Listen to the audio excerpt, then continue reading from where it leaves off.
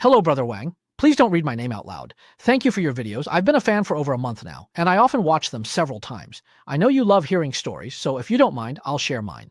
The question comes at the end. I grew up in a third-tier city's urban village. In the early 2000s, the city was rapidly developing with many migrant workers coming from the countryside to rent rooms there. Those two-story buildings often housed 6 or 7 families. 6 or 7 families often shared one place and a single bathroom.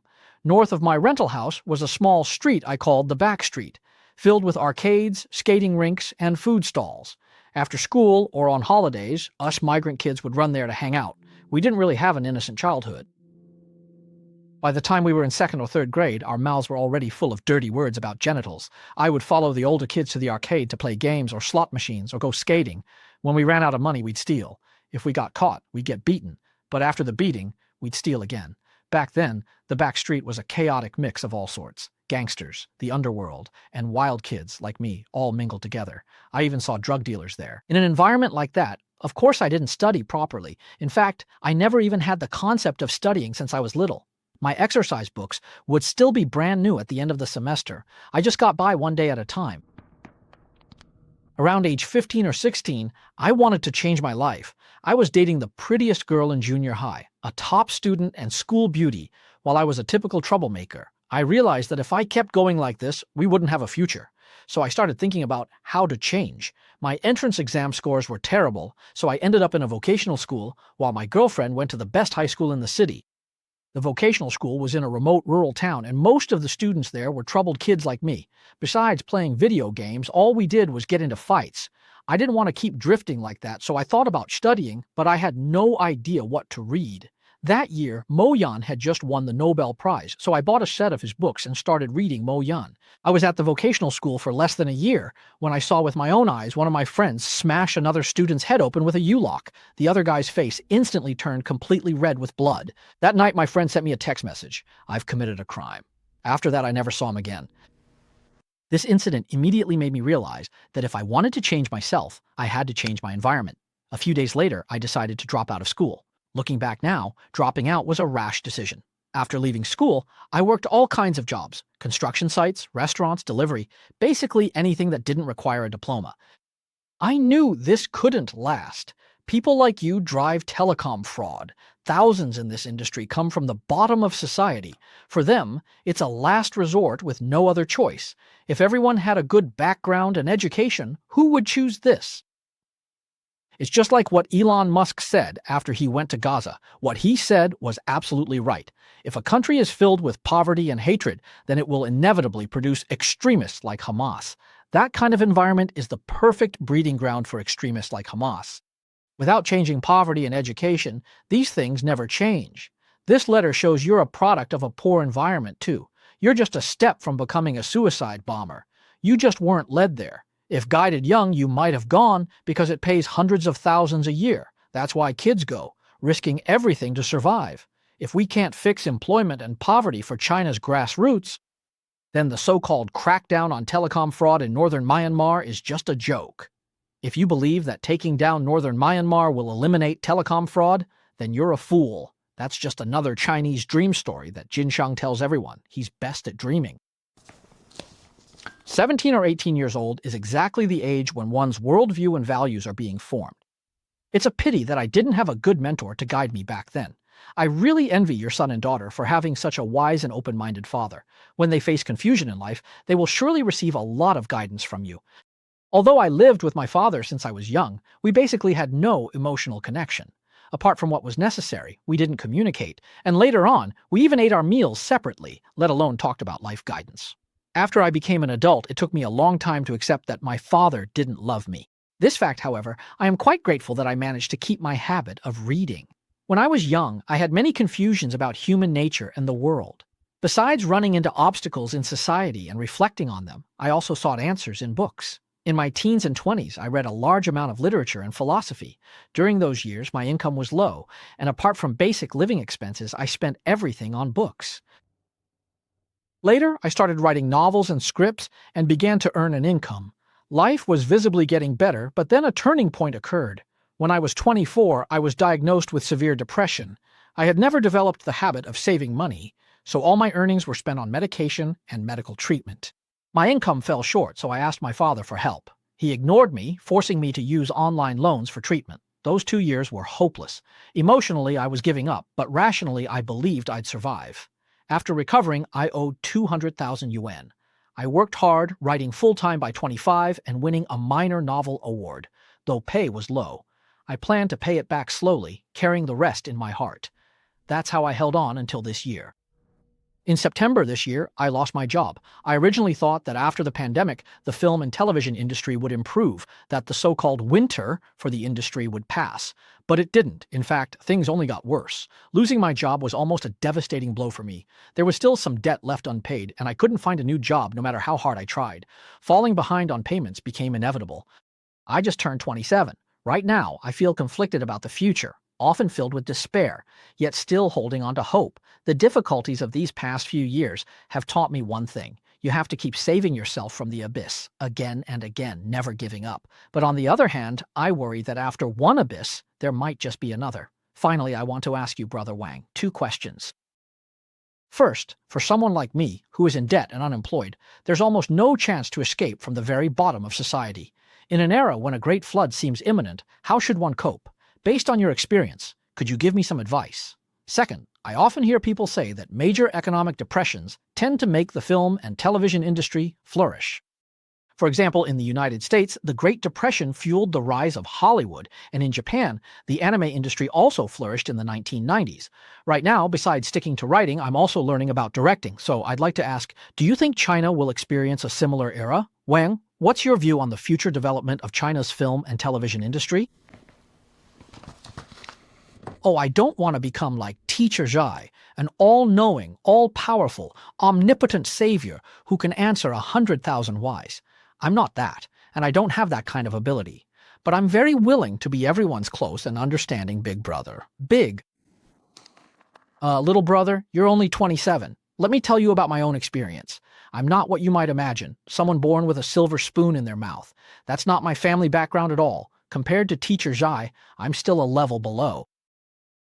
When I was assigned by the Reform Commission to Huangxi, I got through those 6 months by holding on to the words from Mencius, when heaven is about to place a great responsibility on a person. Later, as I gradually moved step by step towards success in my life, at the root of it all, it was because I was especially diligent in everything I did. First of all, I have a good mind. Judging from the long letter you wrote me and what you're able to do, earning an income as a professional writer shows that your mind, your IQ, is definitely up to par. So as long as your mind and IQ, the hardware, are fine, and you approach your work with diligence, you will definitely be able to stand out in a particular field. This is something God is very fair about. In any field of human endeavor, as long as you are diligent and have a good mind, you can master and truly understand that field. Gaining this is the foundation for establishing yourself in life. But have you ever thought about the fact that success in life actually has a template? There is a template for success in life. Someone like you, coming from a typical family, your father, he doesn't even understand the most basic principles of being a person, lacks basic humanity, and doesn't even have the natural affection a parent should have for their child. So your starting point is about as low as it can possibly get. You don't have any inherited advantages from your parents or ancestors. So what kind of person are you? Think about it. What does the pattern of success, the model for a successful life, look like for someone like you? People say that pursuing success in life is difficult, but actually once you find the template for success, it's not that hard. Success in life basically comes down to 4 stages. For those heroes who don't have inherited advantages from their ancestors, it's these 4 stages. The first stage is called going far. You absolutely have to leave home and venture out. If you don't have ancestral advantages, if you don't have your parents' support, if you don't have your family's platform, you must go far. No matter who you are, no matter where you're from, you have to leave the familiar environment where you were born and raised. Leave your classmates, leave your childhood friends, leave those so-called buddies from your adolescence, those friends you hung out with growing up. You have to go to a place where no one knows you and venture out. Why? Because you need to cut off all your negative energy and negative assets. You grew up in such a family. From birth until you're 20, all the social relationships you have before the age of 20 are basically worthless. So the cleaner you cut them off, the better. The second turning point is called an encounter. When you start your journey in life and arrive in a completely unfamiliar environment, even if you go to Kokong or Laokai, you will definitely have unexpected encounters. Maybe you'll meet someone like Bai Suocheng. Through these encounters, you'll make new friends, meet new mentors, and new connections will bear fruit on the tree of your future. This is what we call an encounter. It's the second stage of life. If you don't venture out, you won't have these encounters. The third stage is called learning a craft. Once you've had these encounters and met benefactors, and if you are smart, willing to learn, diligent, and have good character, then at this stage you can acquire skills, techniques, and knowledge. The process of learning a craft is painful, but you must complete it earnestly, even if it's something like telecom fraud, making calls, or setting up schemes. This is all considered learning a craft. In 5 years, you can definitely master it. Even if you're the slowest learner, you can become proficient in 10 years. This is the third stage. The fourth stage is called returning home. Returning home means you may have started your own business, or you may have returned to the environment you are familiar with, allowing everyone to get to know you again. This is what makes you a hero in life. This is the model, the four-stage hero's journey that produces heroes all over the world. Think about it. Wasn't Sun Wukong the Monkey King someone who went through these 4 stages? It's the same throughout history, in every culture. So I hope that through these 4 stages of a hero's journey that I've described, you can become a hero yourself. The second question is about the development of China's film and television industry. You're right, a major recession in the industry is indeed an opportunity for people like you.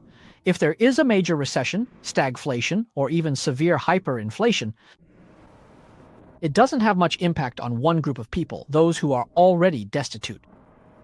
In other words, having negative assets is actually a good thing for you. You're deep in debt right now. You owe about 250,000. Just think, if the RMB depreciates tenfold, you'd only owe 25,000. If the RMB is replaced with new currency and depreciates by a factor of 10,000, you'd only owe 2.5. So inflation is actually beneficial, not harmful, for poor people. Or there are so many poor people worrying, oh no, inflation is happening, what should we do? But you're not part of the owning class, so what are you worried about? For newcomers, inflation is absolutely a good thing for 2 groups of people. One is the rulers, because they can take away all the wealth from the rich, and the other is those who are extremely poor. For these 2 groups of people, inflation only brings benefits, not harm. This is something I talked about years ago when I gave a lecture at China Elite News, invited by Li Peiyu. Over 100 editors and journalists from China Elite News asked me to speak about inflation in China. I also talked about financial management, wealth, and investment. Li Peiyu was there as well. And then, after I finished speaking, none of them paid any attention to me anymore. I said, you poor folks, all of you sitting here, if you don't have at least 10 million in family assets, why are you even studying financial management? Wealth won't even look your way. The first thing you should do is hurry up and buy an apartment in Beijing. While you're still doing business in China, earning a pretty good income and holding respectable jobs, take out a loan and buy an apartment in the best school district in Beijing.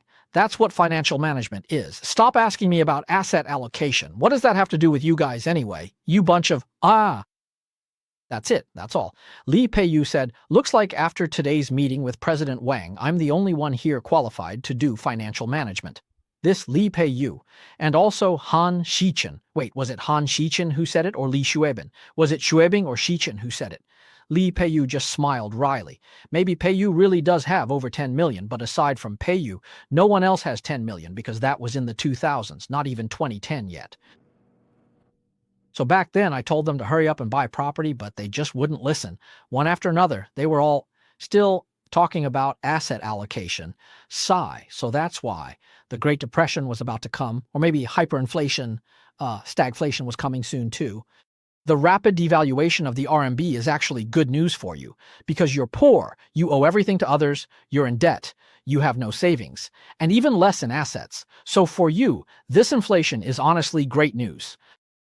Secondly, your industry will indeed develop, but then what? This so-called writing industry? During times of Great Depression, it has a very distinct characteristic. Even when you mention Japan, you actually sensed this issue, though you haven't quite summed it up yet. It's the decline of realistic literature. It will no longer be sought after. Because realism is just too damn harsh. With the pressures of life, everyone is depressed and wants to jump off a building. Who the hell wants to read realistic literature? Instead, fantasy, time travel, and all those wildly imaginative genres like Saint Seiya, Doraemon, Dragon Ball, Ranma 1, 2, those are what come out. So in the future, in China, if you can write, it's even better if you write fantasy, time travel, or anything that escapes from reality. It's easy to sell, easy to read, and nobody gets exhausted. Plus, you have so much life experience. Your life experience is incredibly rich. You've seen everything from the bottom rungs of society. You've endured every kind of hardship, so what you write should be really fascinating. Just open up your mind, write about things like domineering CEOs or something like Squid Game, just go for these kinds of stories.